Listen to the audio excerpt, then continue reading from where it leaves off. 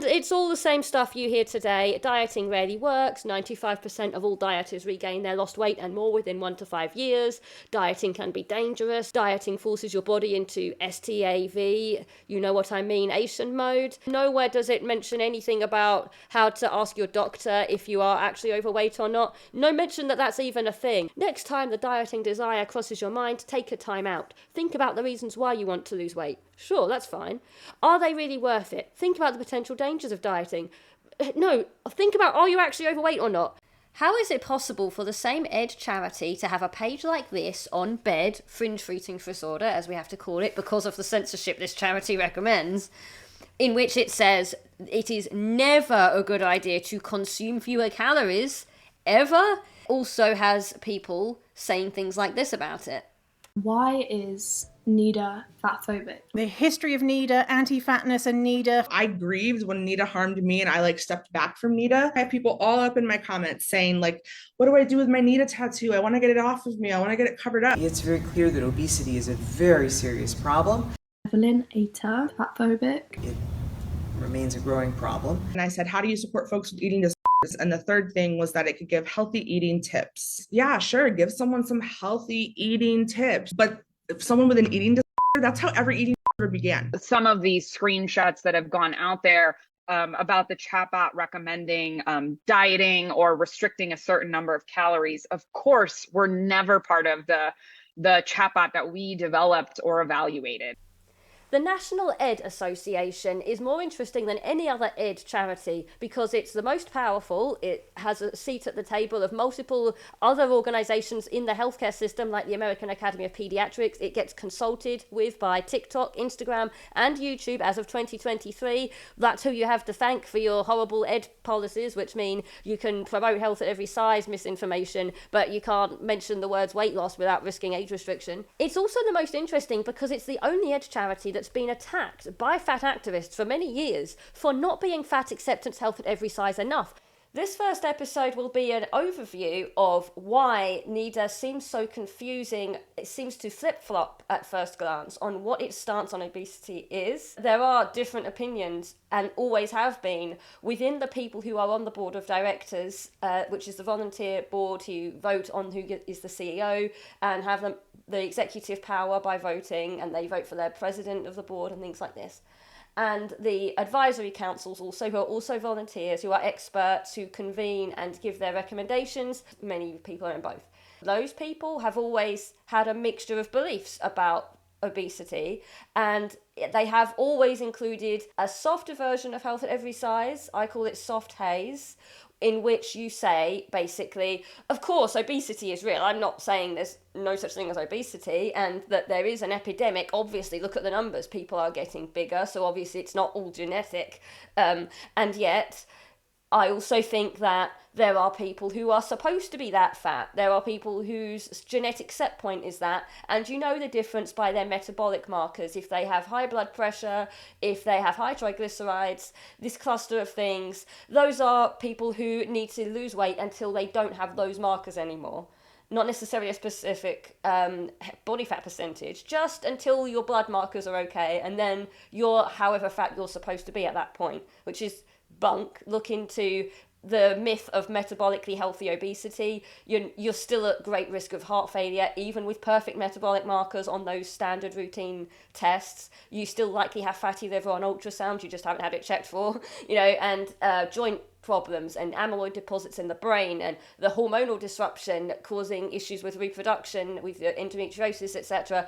All of that happens despite those metabolically healthy markers that these people are thinking of. They are thinking of such a small number of tests. That's soft haze. It's still horrible.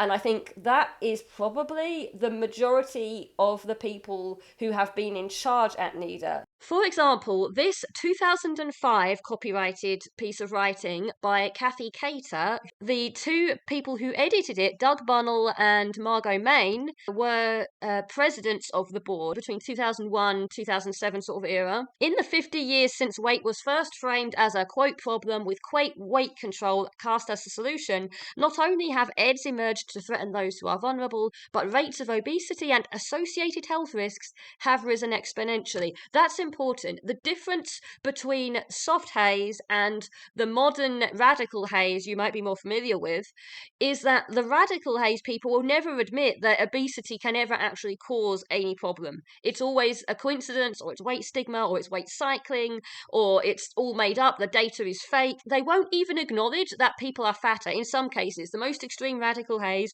will literally tell you that no, everyone was just as fat in the past, but the fat people hid away. They were never in paintings, they were never in photographs, and people were afraid to leave their houses. These people are saying no, obesity is on the increase and it is associated with high risks of health problems. However, what they will also say is that some people are just supposed to be fat, and that the reason people are getting fatter is their attempt to not become fat. Framing the goal as eliminating fatness is not only biologically naive and incredibly prejudicial, given those whose lifestyle are optimal while their bodies remain fat, it fuels worry about weight. That they will also then say, even those people who would benefit from losing weight in a healthy way, they should not do it by actively trying to lose weight, such as calorie counting. They think that's terrible. They say, just eat healthily and exercise, and any weight that is supposed to come off will come off. If it doesn't come off, it's not that you are not in a calorie deficit. It's just that your body is supposed to be that size. This is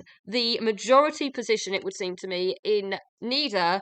To this day, Douglas Bonnell is still to this day on one of the advisory councils, not just the Founders Council like all the early people are. Here he is, still there. But there are people on either side of that position. There are people who think that's already fatphobic, and there are people who will say that all of this is silly, and they somehow, I'll get to them in a minute, somehow those people are still in NEDA as well. The 9th of October 2002, there was the Prevention Guidelines and Strategies page, which included for parents, educators, coaches, and others who work with young people. Number 10 in their tips of how to prevent EDS in young people was link respect for diversity in weight and shape with respect for diversity in race, gender, ethnicity, intelligence, etc. So even in 2002, my generation, the millennials, our parents were being taught by these ed charities that they should tell us we are racist and sexist if we don't want to be an unhealthy weight. No dieting, risks and reasons to stop. Americans spend more than $40 billion a year on dieting and diet-related products. No mention of how expensive it is to waste money putting more calories than you need into your mouth every day. And it's all the same stuff you hear today. Dieting rarely works. 95% of all dieters regain their lost weight and more within 1 to 5 years. Dieting can be dangerous. Dieting forces your body into STAV, you know what I mean, Asian mode. Nowhere does it mention anything about how to ask your doctor if you are actually overweight or not. No mention that that's even a thing. Next time the dieting desire crosses your mind, take a time out. Think about the reasons why you want to lose weight. Sure, that's fine. Are they really worth it? Think about the potential dangers of dieting. No, think about, are you actually overweight or not? Bed often results in the same health risks associated with clinical obesity. And this was 4th of August 2002. Website's just gone live and they're already contradicting themselves. Sometime in maybe late 2023 to 1st of January 2024, they've completely removed the word obesity. This page now, the same bed page, no longer has the word obese or overweight at all. But interestingly, they've replaced the term obese with a higher waist circumference, which to me, am I just an idiot? That means kind of the same thing. If a higher waist circumference is part of metabolic syndrome, then that would imply to me that not all shapes and sizes are healthy. One of the first co-presidents of the board was Diane Mickley. They shuffled around the chair, the president, the vice president of the board of directors for a good 5, 6, 7 years. It was pretty much the same handful of people who had most of the power on the board, it would seem. And it was a big board. I didn't go into every single person. I think she had a good chance of steering this thing in the right direction. She might be why sometimes it was in the right direction on obesity, ever in its history. The notion that a normal weight preteen or teen should want to diet, that should set off alarm bells. Not that she has an ED, but it's a potential risk. This was in 2016, she said this. I love the fact that she specifies normal weight, but even then doesn't mean they have an ED. Even then it's just a potential risk. She has also studied the obesity effect on hip fracture rate compared to AN, acknowledging that obesity does increase the fracture rate of certain parts of the body. But even she suffers from what I will call fear of causing EDS by tackling obesity syndrome. She said in 1999, while we have an epidemic of overweight children in this country, I can't help but wonder if the fallout is going to be an even bigger subset of AN and BN adolescents. I can't tell you how many teens I work with who were told as kids they were chubby or fat one too many times. Points for calling it an epidemic. However, it is an example of the fear that I've noticed in people in this field. In 2005, she told CBS News, "We have a culture that is fat-phobic, that has unrealistic notions of how thin a body type ought to be and at what age." And that's important because it shows that people could use the language of, say, fat phobia and not be full-blown haze or even that far on the spectrum. I don't see her as on the spectrum of haze from all this stuff I found on her. When you look down at her, the person that she is talking with in this article, she was co-president to Doug Bonnell, and Doug Bonnell is more radically haze, and I can see how they would not have noticed the difference because they're using the same language. They're both talking about fat-phobic culture and people want to be thinner than they should. And who's to say what one person means by thin is healthy weight? It may be, and someone else, when they hear, oh, people want to be thin, they think you mean underweight, and therefore people will interpret what you say in a way that makes it make sense in their own mind. And I think what happens is you don't notice that you actually disagree for a long time because you're saying the same kinds of words but having different shades of meaning on them. For example, 2006, they had the Awareness Week theme of be comfortable in your jeans, and how would you interpret this? Too often individuals struggle against their natural genetically influenced size just to fit into that pair of skinny jeans in the back of their closets. Fighting your natural shape and size can lead to unhealthy dieting practice, poor body image, and sometimes EDS. While you can adopt a healthy lifestyle and aim to be fit for your particular body type, you cannot change your genes. And then there is no further elaboration on do they mean just bone structure, the length of leg versus torso, how wide your shoulders are and your pelvic bone is, how big these things can get if you eat properly as you're growing up, how large and heavy can your bones get versus how small and light are your bones given the same height and sex as somebody else, how does your body distribute fat, or do they just mean some people are supposed to be 500 pounds? You could read it either way. They were formed from 4 already large organisations and they've since picked up 2 more at least. And the intention was to create a unified force in the fight against ED.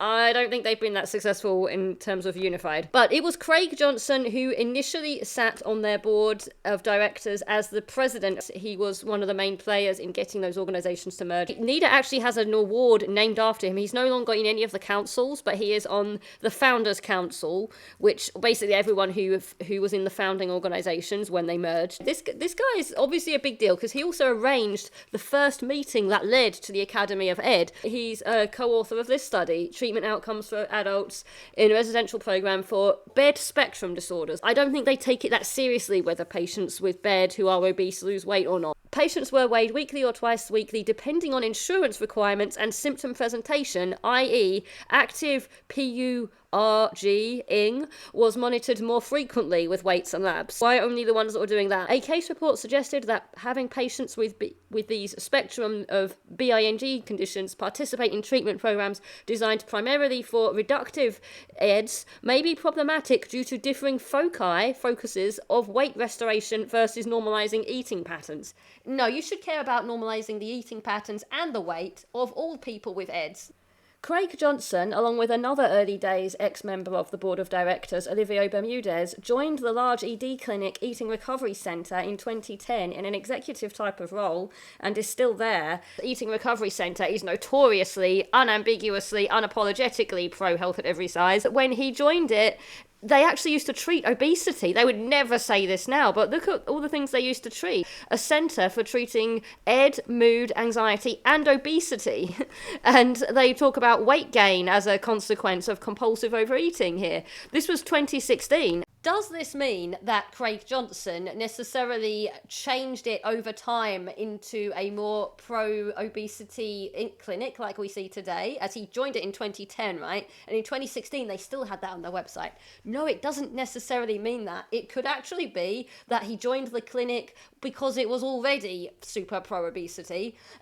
Possibly. I can't prove that, but let me show you what I mean, where it's possible that they always were thinking that and saying something else. This is a blog post from 2017, actually about a presentation that was delivered at a NEDA conference, which was done in conjunction with BEDA, a different ed charity, which we will go into a lot more in the next video because BEDA and NEDA merged, and it gets really interesting. But I just want to lightly touch on, in this conference, it was said that during the talk, there was a slide highlighting the weight stigmatizing language used by ed treatment centres. The founder of one of the centres quoted on the slide happened to be in the room. When it came time for Q&A, she said she felt the need to defend her clinic and herself. I won't claim to remember every word she said, but the gist of it was that their clinic believes that they need to use that kind of language to, quote, get people in the doors, that people are looking for weight loss and that's how they get people to their site. The same person implied that doctors won't refer their patients to their programs if they don't talk about weight loss, and that it helps people seeking weight loss to be interested in their program. She said that they are doing this because they want to help people, and this is how they reach people, but they don't actually prescribe or encourage intentional weight loss when the people are in the program. So there you have it. Back in 2017, when we say on the website that we help you lose weight, we don't really mean it. We just are tricking people and their doctors into coming here for treatment for their overeating problems, but we don't actually help them lose weight. That's all just a bait and switch. Wow. Okay, so that's a thing that was happening. Just bear that in mind when you think about Craig Johnson then. So he joined this place in 2010. All the way through to 2016, they were saying that they treated obesity. And then a few years later, right, remember 2016, they were still saying that. This conference happens in which all those clinics get called out in a big public way at a NEDA and BEDA conference, which would have had a lot of, influential people going to it and then coming back and reporting to their own respective clinics and charities and things. And soon after that, I noticed, 2017, 2018, 2019, all these clinic websites, not just Eating Recovery Centre, but a lot of them, that's when they really dropped the obesity word hard. They stopped talking about that, and they seemed to publicly go way more haze. So that could be what happened here. It could be that Craig Johnson joined a place that was already secretly pro-obesity. The only other relevant things I can find of him talking about obesity in any way are this now deleted video in which he supposedly is quoted as saying that the war on obesity can create gateways to EDS. Don't have his original quote though, it's just the title of the video. For some years, NEDA published and sold on their website this book for children in schools. It was meant to be part of a school curriculum called Healthy Body Image, Teaching Kids to Eat and Love Their Bodies Too, by Kathy Cater, that same author who wrote that screed, a call to action, literally is what it was, what said at the top of the article, edited by two members of NEDA, Margot Main and Doug Bunnell. And so they also pushed her book and this one, Real Kids Come in All Sizes. They purchased it, you could purchase it through the NEDA store back in 2007 and some years. And at this point, it's a second edition. Look at the wording here. Those who have enjoyed teaching, yes, this was taught in schools, the original Healthy Body Image lessons will find the newly revised lessons in the second edition to be familiar, but improved by recommendations from educators and updated empirical data. I suspect it was the recommendations. I think they were hearing like, we're not keen on some of this. Maybe, speculation. In addition to previous concerns covered, including the drive to be thin, diet mentality, and poor fitness habits, excessive low nutrient / high calorie eating and unhealthy weight gain are specifically addressed.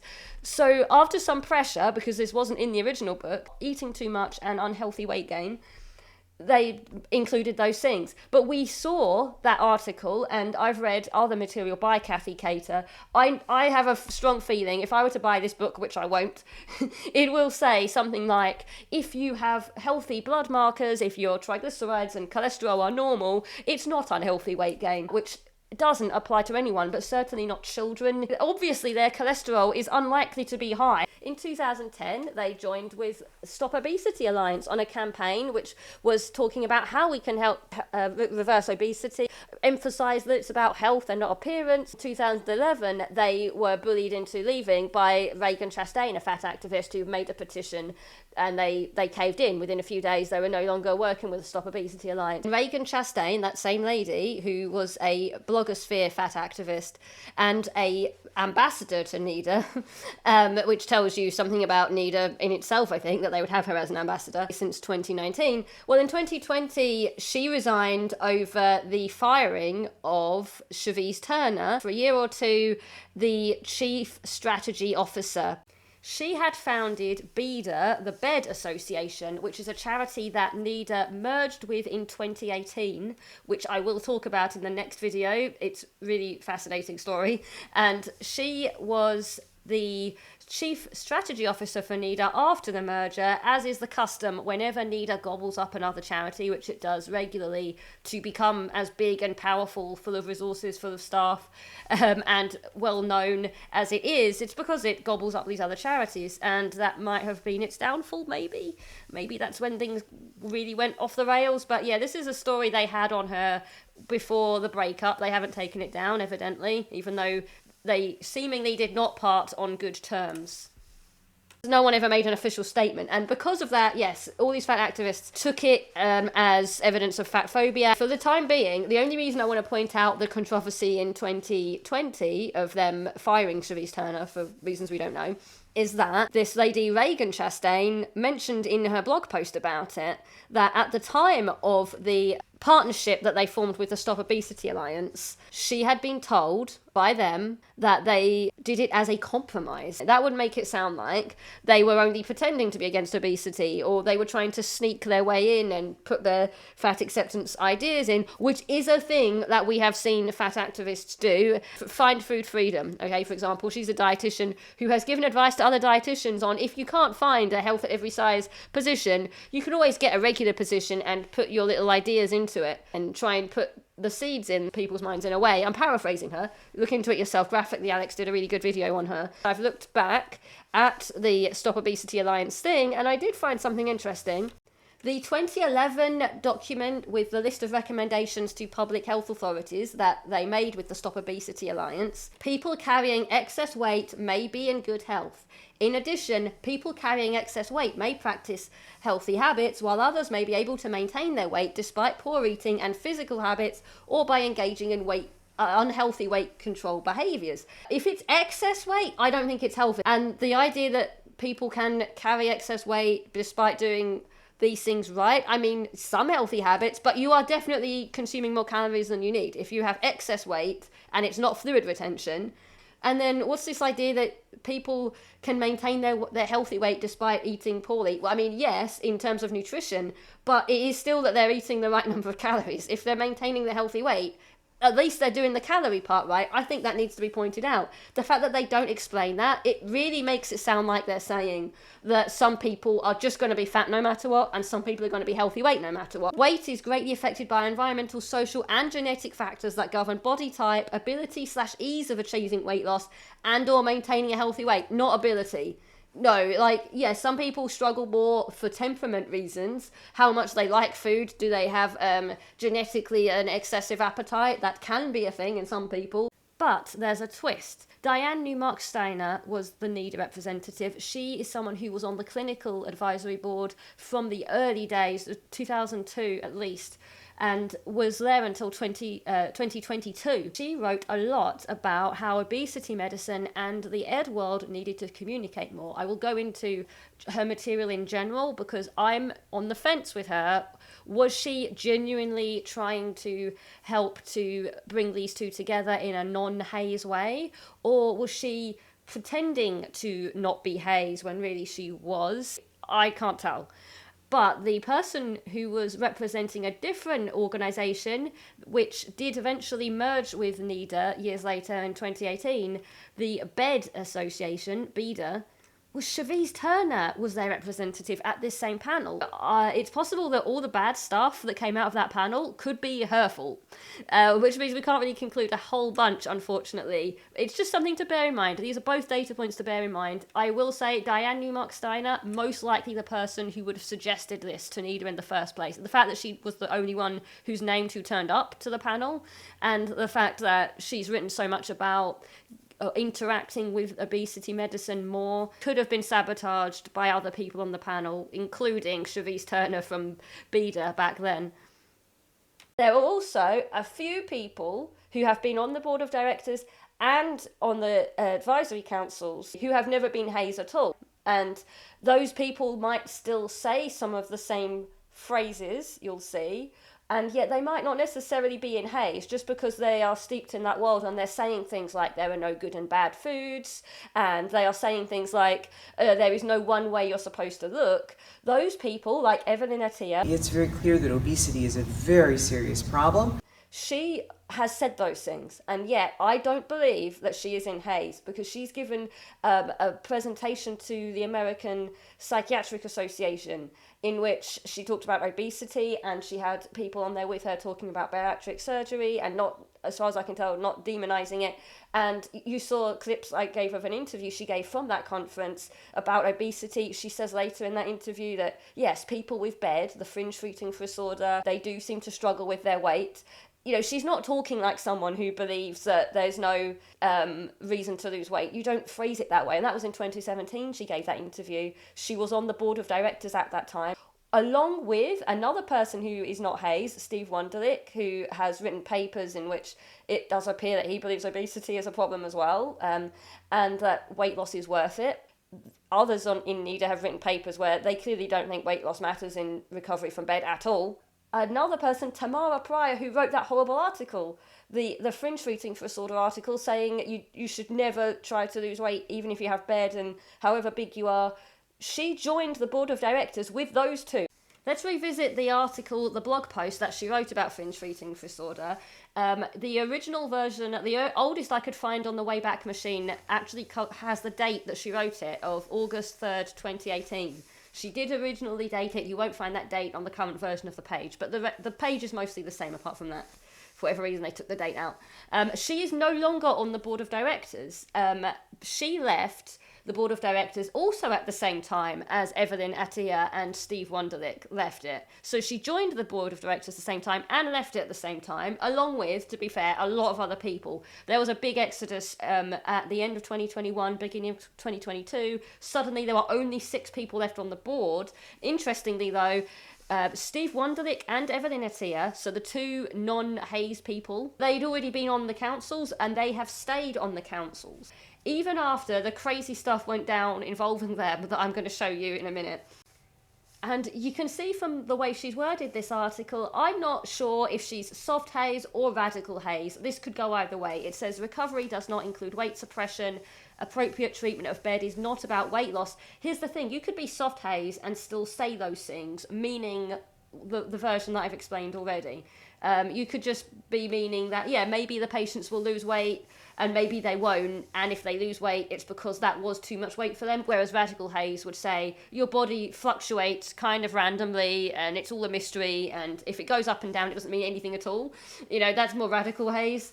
Oh, your body is changing in this sort of very mystical way they say it, you know. Even this part, which you could see as more soft haze, is intervention aimed at weight loss in BED patients shows less weight loss overall, more rapid weight regain, and higher attrition from treatment. I think in this context, it's more like the scaring that they do, like the radical haze people will also say this stuff. Just by the way, I don't agree with that sentence. I do know the studies that she's basing it on, and I would have to make a whole other video on that though. I do not believe that Steve Wunderlich or Evelyn Attia would approve of this, and yet she was on the board with them for all those years between 2012 and 2022, beginning of 2022. How are these people working together? I think a lot of it is maybe they did bicker behind the scenes. We can't know for sure. People did have mass exoduses every now and then. There is evidence in 2013 that there was already some discontent, at least in the lower ranks, that people were having these discussions at some level in NEDA. But there were many paid and unpaid stuff. There would have to be. So those are the ones who are actually going to be putting the stuff on the website. And this is what at least somebody there chose to put on the website. It's an article by Dr. Dia Schwartz, who has criticised NEDA already by this point. This is her comment from 2011 on Reagan Chastain's petition about stopping them working with that Stop Obesity Alliance. Hi Reagan, just wanted you to know I referenced your blog in a response to an article today, and probably about that whole scandal, and I hope it brings you more visits. I posted the article and my response on the Association of Size Diversity and Health server. I hope to meet you someday. I wish you lived in Northern California. We would love for you to guest speak at our book launch. She's talking on behalf of that association. They're the ones who trademarked the phrase health at every size. Posted a blog about this story, presumably then quite critical of NEDA. She wrote this article then within that time frame, because she's put the little trademark thing here, SM, I think that's supposed to be a trademark symbol, and it talks about heated discussion going on in the field, not necessarily in NEDA, but still. There has been a great deal of discussion lately about the health at every size, TM, I think that's supposed to be, philosophy, and how it can interface with the field of ed.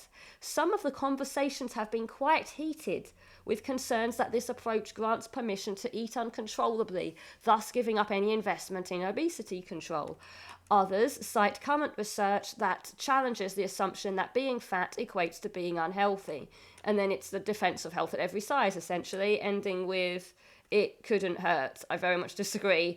I also think because they're using the same language, they're saying things like you don't all have to be one size, and I don't think they realise how much they disagree. I think Evelyn Attia probably doesn't look at the website all the time. If you look at, she's a very accomplished, busy lady. Most of the people on these boards are, and the councils, they're busy people, very accomplished. They're also a little older. They're not out my generation and younger. They're probably not chronically online, desperately looking up every web page to see if they agree with it. They're probably not in that world. They just assume that whatever's on there is good. And I think some of it has been that these people only every now and then realise, oh, someone wrote that on the website, or someone programmed this into the chatbot. Someone wrote in the chatbot that people should lose weight. That's terrible. How did that happen? It must be a glitch. I don't think it was a glitch. I think it's that some of you disagree with each other on these things and it just doesn't come up because you're all talking in such vague terms. But for whatever reason they stay, whether it's because they don't notice how bad it really is, or because are so intent on their own area of expertise. So Evelyn Attia has focused much more on the AN and BN side of things. I think she thinks about those the most. And so maybe she's okay with being in this organisation, trying to steer it in the right direction, but not leaving or speaking out about it because, it's a powerful, rich organisation. They get to grant funding to studies, for example. However, if there was any doubt before that this was a contentious issue and starting to tear NEDA apart, there was no doubt by the end of 2023. Let me take you through the events of 2023. The AAP, the American Academy of Pediatrics, released guidelines that most ed charities, because they're all fat acceptance pilled as hell, and the fat acceptance community hated, and many other people hated too. It was recommending that some children with obesity should be given GLP-1s and weight loss surgery, essentially. This is NEDA's response. Now notice it's not super against weight loss. This could pass for soft health at every size, or it could even pass for not health at every size at all. It really depends on how you read it. NEDA stands firm in recognising that as written and without changes before implementation, there is cause for concern about their impact on members of our community. Blah-de-blah-de-blah. We want to acknowledge the expertise, time and resources the AAP committed. They're being very polite because they met with the AAP. This is the ed charity that has all the power, remember. They want to keep that power. They don't want to be rude. They have to be professional. Other ed charities don't have to. And also, I think other ed charities are pandering more to the general population. That's my impression. Whereas these people are pandering more to a variety of different stakeholders, including the medical establishment, which is not so fat acceptancy as the ed world is. Screening for eds prior to and during any weight-related treatment is critical. If ed concerns are presented at any point, the patient should be referred to an ed specialist prior to and before continuing any other weight-related treatment interventions. That is not radical haze at all. That's soft haze or non-haze. That's one of the two. You're admitting that there is a situation in which weight-related treatment interventions are appropriate. So this was an anathema. They got some backlash initially, and then they updated their statement with a community response, and it's a lot more of saying nothing. Since publishing our response, we will continue to work steadily on actions we pledged to take. NEDA, one of our clinical advisors, I wonder which one, was it one of the obviously non-Hays people? And our founders, I wonder which one very much, because they're very Hays as well, will be participating in an AAP work group focused on developing effective training for paediatric healthcare providers specific to screening for and treating EDS. So this was all about, making sure that you would treat the ones who have ED appropriately, distinguishing them from the obese children who don't have ED, who are obese for all kinds of other reasons, excessive appetite. It doesn't have to be bed, obviously, that can make you obese. Most of the time, it's not bed. Most of the time these days, it's actually just poor quality food causing excessive hunger signals and low satiety signals. That's fair enough, I think.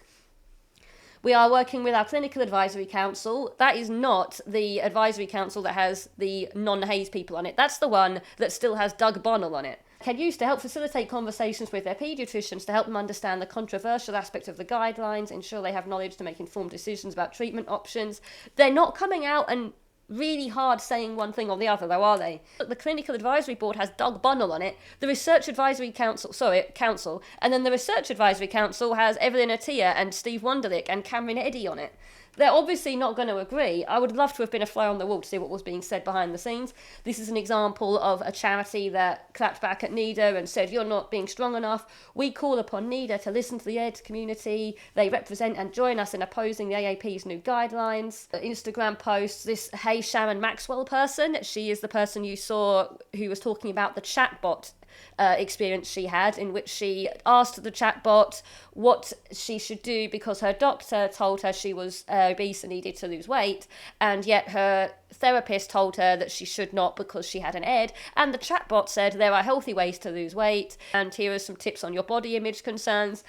It was actually very reasonable, but that's the background of who this person is. But this was before that happened. Weeks of inaction, NEDA made a post saying they were silent regarding the AAP's guidelines for treating childhood obesity because they wanted to listen to those of us with lived experience first. I call BS, here's why. And then she talks about her experience where she was asked to help NEDA with its understanding of people who were obese. Well, they wouldn't have used that word, and she says that she doesn't feel that her advice was listened to. Interestingly, after a lot of discussion, apparently the CEO, which I believe still would have been Liv Thompson, who will come up again in a second, at the time, said they went another route. So I don't know what Sharon was telling them to do that they said they didn't want to do. I suspect it was just too far Hays. And Liz Thompson, that CEO at the time, is very much soft Hays, not full-blown Hays. In April of that year, the CEO seems to have had enough, because this is the statement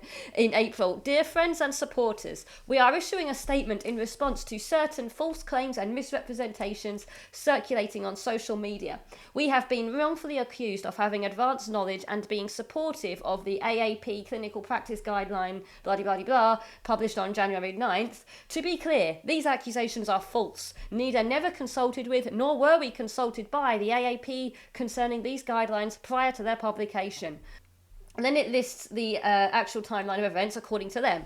January 21st. After the guidelines were published, we quickly convened our Clinical Advisory Council and Research Advisory Council and published a series of statements, which I read to you, at least, two of them. January 23rd, a few days later, we met with the American Academy of Pediatrics leadership to express our concerns and talk about the importance of forming a task force with leading ED experts and asking for the guidelines to be halted. January 23rd again, we introduced the American Academy of Pediatrics to the Academy of Ed leadership, which is it's an association more so than a charity as such.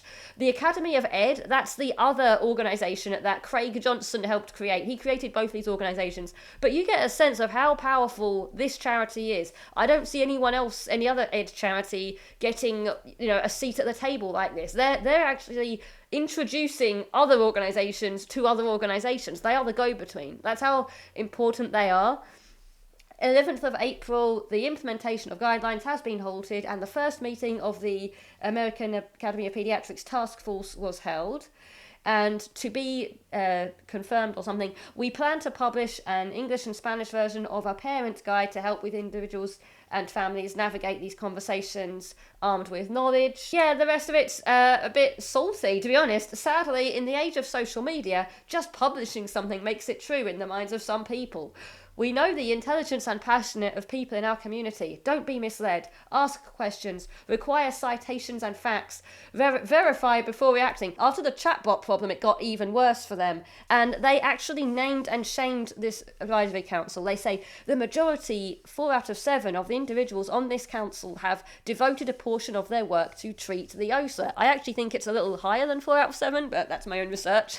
And finally, your reward for watching this far into the video. You can now understand the context behind this amazing leaked email, seemingly leaked to Hey Sharon Maxwell.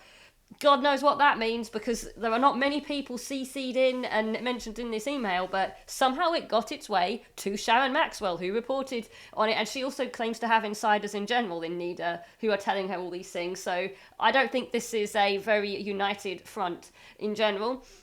And the CEO left soon after this email leaked. Here's what it says. It was sent Saturday, June 3rd, 2023. So that's after that post that Hey Sharon Maxwell made, naming and shaming the members of the Research Advisory Council. And it's from Liv Thompson, the CEO, and you'll see that she is very clearly soft health at every size from certain things that she says. Dear members of the Research Advisory Council, first, let me start with a heartfelt apology that you and your body of work has been targeted by the fat activist community. Pre-pandemic, you were starting to be aware of fat activists showing up at your research and clinical meetings. While it was a loud group, it was a small group, and in between meetings, you were able to shut them out. They aren't your patients, and you likely aren't personal friends or even connected on social media. She's talking about pre-pandemic, so early 2020 at the latest. This was before the AAP guidelines thing she's now referring to. When the first social media posts targeting the clinical community happened in November/December 2020, that was about the Charisse Turner firing.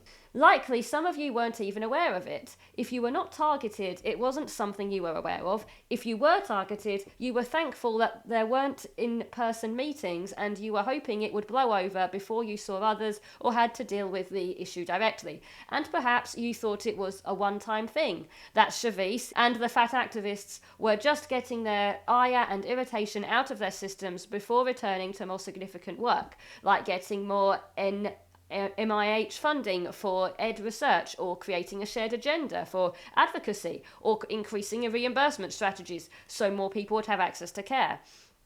Around that time, the clinical community was starting to see these actions ratcheting up.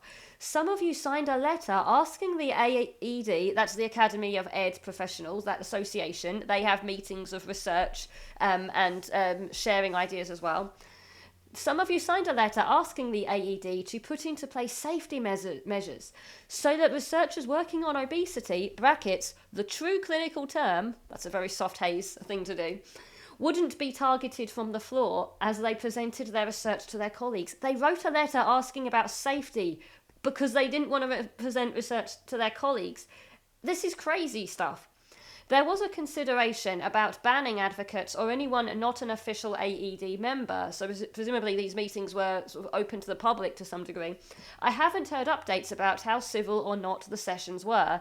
I've heard plenty about the feelings of general unrest that seemed to permeate the environment, in person and online. And then bang, the activists targeted some of you again, just as you were heading to your meeting, and in a way that felt public and awful. Brackets, it was awful. I don't know what event they're talking about. Perhaps this never made it online. I couldn't find any reference to them being targeted on the way to a meeting. Likely, some of you are asking, would that be happening if you weren't associated with NEDA? I'm not sure, but I do know that this activism goes back about 5 years now, a time that predates the NEDA Research Advisory Council. We also know members of the fat activist community met in New York City over the last week, and in advance of that meeting seemed to be flexing their online presence and establishing who is with us and who is against us. To be clear, this online commentary isn't coming from just the advocates. It also includes your colleagues, people like Molly Plotkin and other recognised names in the clinical and therapeutic communities who are liking these posts, commenting on these posts, and elevating the content. It is a movement fueled by hurt and anger, and gains power not in setting an agenda or actions for change, but in destruction and taking down. For this group of people, I'm very sure who mostly identify as individuals with far democratic, big D, leanings, it is very Trumpian behaviour.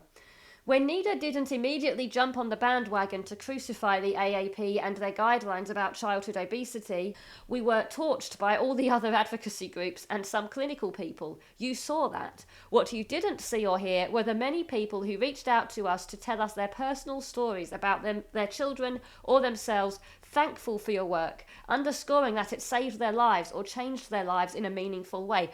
They were afraid to post on social media for fear of being targeted. That's sad. But they were in touch with us. At NEDA, our mission is to support everyone in the Eating Disorders community, and if people with obesity want treatment and care, we want to make sure they are eligible to receive treatment and care, implying that she does think that some people should, if they want to, lose weight for their health. It's all very soft haze. If there are barriers to care, we want to work out how to break down those barriers, educating paediatricians and family physicians about obesity and those who are living in healthy fat bodies. There you go, that last line cements for me, she's in soft haze. The idea, there is obesity, and she said earlier, the true clinical term, as opposed to false obesity, and those who are living in healthy fat bodies. If she just said those who are living in high BMI but healthy body fat percentage bodies, healthy body fat, fat mass index bodies that happen to be a higher BMI, I would not call that soft haze. I agree with that BMI is not accurate all the time. But she's literally calling them fat bodies. If you're calling them fat, you're implying that they have a lot of fat. So I don't agree with her there. I don't think there is such a thing as a healthy fat body. Our board and our senior team spent hours talking about this matter. We are not a social organisation getting into fads. We are an evidence-based advocacy organisation supporting research and the bridge from research to clinical care that will change lives, perhaps save lives. Please stay the course with us. This is important work, and leaving because of bullying won't help to make the change that is needed. I'm sorry you are being targeted. I'm thankful for your work. A second email with more information about Tessa, the chatbot, and NEDA will be forthcoming. Liz Elizabeth Thompson, CEO, NEDA.